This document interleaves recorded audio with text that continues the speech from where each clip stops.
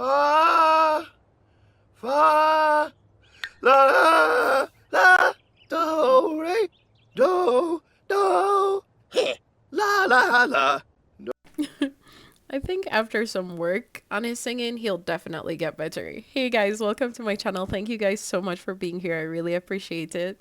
So, when I started doing research on coming up with a male sim, I started looking at fashions and hairstyles from the 1930s.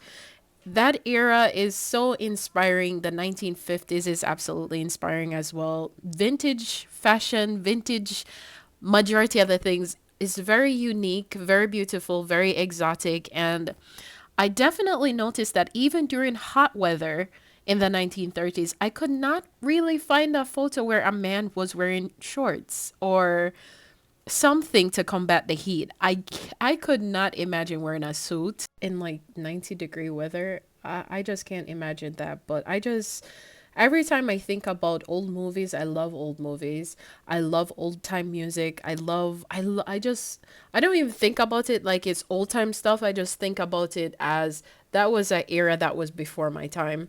And I think a huge part of why I think like that is because in my past, I worked with older people, and I just realized that the way they dress, the way they think, this is still a time period that they remember from their childhood. Like, this just happened.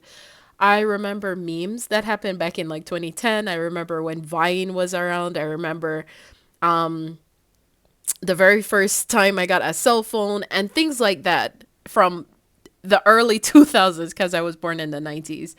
And I just think to myself, wow, for someone that's born now, those things might be vintage to them. So I guess it all depends on the era that you're from or whatever it might be, but it's just very inspiring to me to look back at a decade or a couple decades previously, even the 1970s and the 1960s. I absolutely love the style and the fashion of the houses.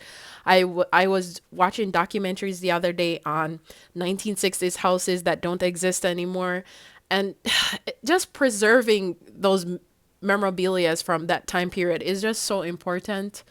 So yeah, so I wanted him to look a little bit sophisticated, but he already did that on his own. I think he turned out really nicely. I named him Connor at first, and then I changed his name to Robert because I feel like Robert, Jack, George, and names like that are kind of like strong male names. So I gave him one of those names. I gave him Robert because I just thought, yeah, that's definitely probably a 1930s name. I probably should have done some research on that as well. But I didn't want to take things too serious. I just wanted to create a character, and I think I did. So I didn't want to give him all suits as well, but I hope you guys liked him. Yeah, he'll be a cool addition to add in the game. So thank you guys so very much for watching. I really appreciate it. Thank you for all your likes, your subscriptions, your comments. I literally interact with every single one of your comments. I appreciate them so much. So thank you guys. Enjoy your weekend and have a great one.